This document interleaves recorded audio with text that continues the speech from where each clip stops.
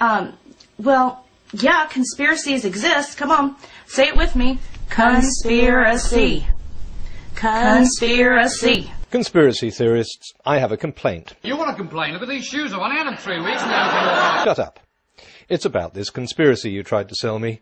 I had a salesman show up at the door 2 years ago with what seemed like an incredible story of fabricated evidence and dishonest scientists, and at first I have to admit I was taken in, especially by this. But then I did some checking. Now, your salesman told me that hiding the decline referred to a decline in global temperatures, but when I read the actual email from which this quote was lifted, it turned out that he was talking about proxies and a well-known phenomenon called the divergence problem. But a lot of people are so gullible they'll still believe anything your salesmen say, and they were so convinced by this sales pitch 2 years ago they still cling to the belief that the decline refers to global temperatures. Now that bloody salesman is back again, peddling the same thing. 5,000 emails, which filled 25,000 pages when I put them into plain text, of supposed fraud and conspiracy. Okay, I admit that at first I was sucked in, just like last time. I read a couple of emails which talked about destroying documents before any Freedom of Information request is received, and I thought, they're at it again. Then I realized, of course, that these 5,000 emails aren't new. They're part of the same batch that was leaked in 2009. Look, we already knew they were keeping their data secret. I and many others criticized them for it, and since then they've released all the data. So it's kind of old news. Some of the emails aren't even new. I thought I recognized this one, and yes, it's exactly the same email that was released with the first batch in 2009. Oh, by the way, I fell for this one too. It turns out the figure being discussed isn't man's. So not only are these emails contemporaneous, some of them, I have no idea how many, are identical. Now, the problem I had with the salesman last time was that he was simply giving me quotes that looked sinister, but when you actually read them in the context of the emails, they turned out to be just part of a debate about the science. So I thought at least this time your salesman would have a different approach. You know, show the whole email. Explain what it's about and how it shows a conspiracy. But no. Here's a popular one, reprinted in the Daily Mail. The trick may be to decide on the main message and use that to guide what's included and what's left out. Ooh, sounds suspicious, right? But here's what Jonathan Overpeck said in context. He's talking about condensing a lot of information into a small amount of space. And that's why he says, the trick may be to decide on the main message and use that to guide what's included and what's left out. For the IPCC, we need to know what is relevant and useful for assessing recent and future climate change.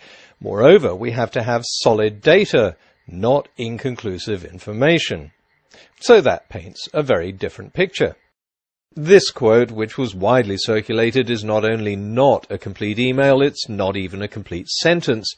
The first part has been chopped off. Ironic that you're trying to sell me a story about deceptive science by showing me a quote that itself is deceptive. And here's the whole thing in context.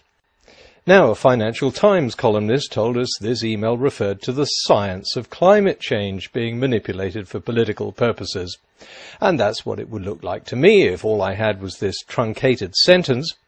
But when we look at the whole quote, and then the whole email, it turns out Thorne wasn't talking about the science of climate change at all. He was talking about a draft report to be published at a meeting. He's voicing his concern that the draft might be manipulated for political purposes. By whom, we don't know, and we don't even know if his fears were well-founded.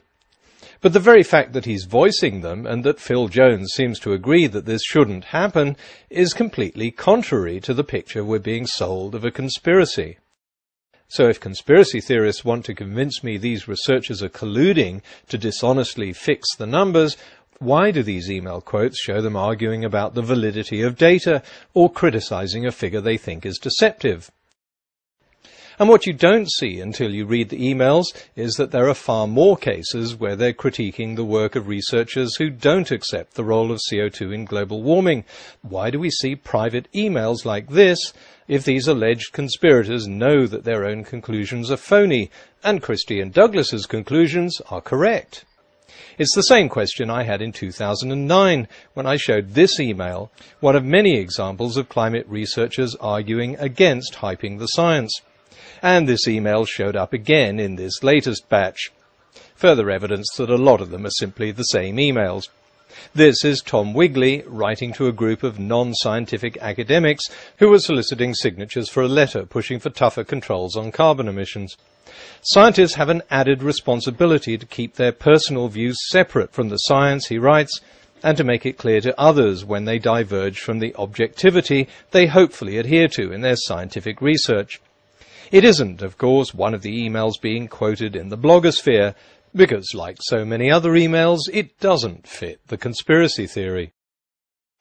If conspiracy theorists are trying to convince me that there are examples of mistakes, bodgers and bias in climate science, okay, no problem. I was convinced of that long before this anti-science campaign began.